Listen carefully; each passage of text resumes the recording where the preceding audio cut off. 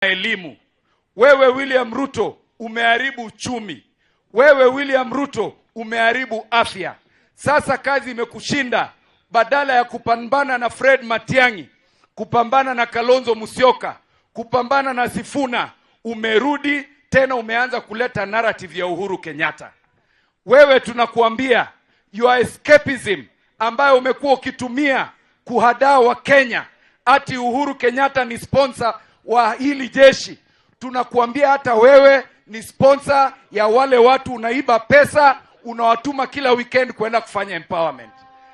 Na tunakuambia wewe William Ruto, tulikuwa tunakuheshimu lakini hatukuwa tunakuogopa.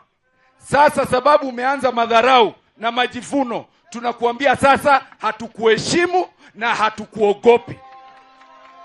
Mnakubaliana namna hiyo?